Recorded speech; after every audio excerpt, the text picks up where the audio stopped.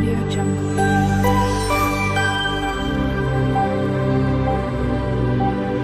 Audio Jungle. Hi friends, Viji's கிச்சனில் இன்றைக்கி என்ன பார்க்க போகிறோன்னா ஒரு வெஜ் பிரியாணி ரெசிபி தான் பார்க்க போகிறோம். வாங்க எப்படி செய்யணும்னு பார்க்கலாம். ஃபர்ஸ்ட் நம்ம ஒரு டம்ளர் அரிசி எடுத்துக்கலாம். ஒரு டம்ளர் அரிசிக்கு நம்ம 2 டம்ளர், ஒரு டம்ளர் அரிசினா 2 டம்ளர் நம்ம தண்ணி ஊற்றி ஊற வச்சுக்கலாம். நம்மளுக்கு இப்போ வெங்காயம், தக்காளி, கேரட், பீன்ஸ் எல்லாம் கட் பண்ணி சேர்த்துக்கலாம். இப்போ வாங்க எப்படி செய்யணும்னு பார்க்கலாம். ஃபர்ஸ்ட் நம்ம ஸ்டவ் ஆன் பண்ணி குக்கரில் தான் இன்றைக்கி செய்ய போகிறோம். ஈஸியான ஒரு வெஜ் பிரியாணி தான், பேச்சுலர் கூட ஈஸியாக செஞ்சிடலாம். குக்கரில் நம்ம நெய் சேர்த்ததுக்கப்புறம், நெய் நல்லா ஹீட் ஆனதுக்கப்புறம் பட்டை, பிரியாணி இலை, ஒரு அன்னாசி பூ, 2-3 கிராம்பு, பெருஞ்சீரகம் சேர்த்து நல்லா நம்ம பொரிஞ்சு வரட்டும்.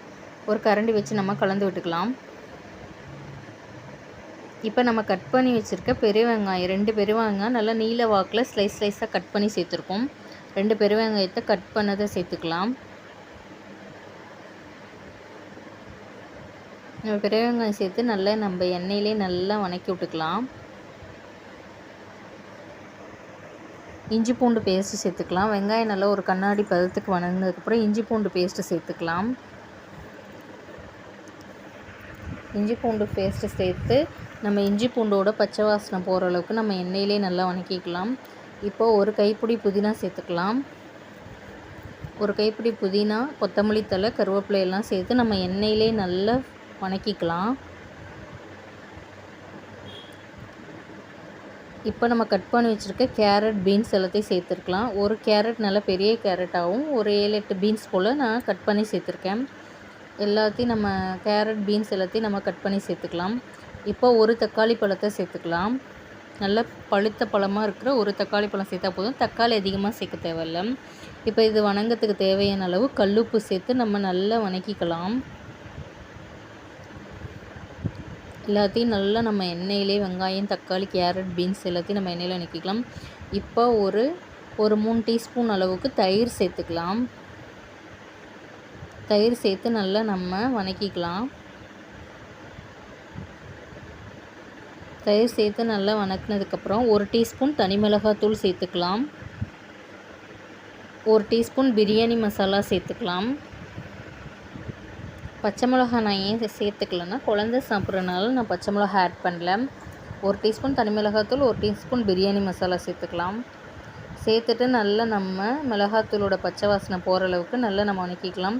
இப்போ குட்டி ஜோயா பன் இருக்குல்ல, அது கொஞ்சம் ஊற வச்சுருக்கேன், ஒரு கைப்பிடி போல், அதையும் சேர்த்து நல்லா நம்ம இதிலே வணக்கிக்கலாம். இப்போ நம்ம 1 டம்ளர் அரிசிக்கு 2 டம்ளர் தண்ணியாக நம்ம தண்ணி வச்சுருக்கோம்ல, அது எல்லாத்தையும் சேர்த்துக்கலாம். தண்ணி எல்லாத்தையும் சேர்த்துட்டு அரிசியை மட்டும் நம்ம வச்சுருக்கலாம். தண்ணி நல்லா கொதிக்கட்டும்.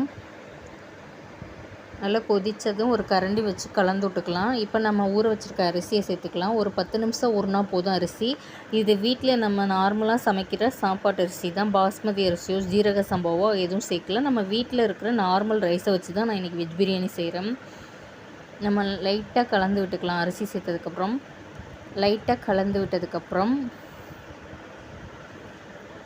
நம்ம பொடியாக நறுக்குனா கொத்தமல்லி தழையை தூவிக்கலாம்.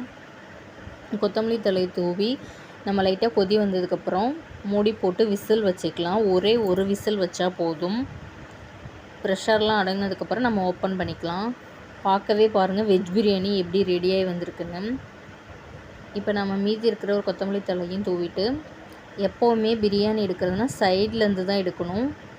இங்கே பாருங்கள், பொல்லன்னு குழையாமல் நல்லா உதிரியாக எப்படி இருக்குன்னு பிரியாணி. Veg biryani ready. நீங்களும் வீட்டில் இதே மாதிரி செஞ்சு பார்த்துட்டு எனக்கு கமெண்ட் பண்ணுங்கள். வீடியோ பிடிச்சிருந்தா லைக் பண்ணுங்கள், ஷேர் பண்ணுங்கள், கமெண்ட் பண்ணுங்கள். மறக்காமல் விஜிஸ் கிச்சனை சப்ஸ்கிரைப் பண்ணிக்கோங்க. Thank you, bye bye.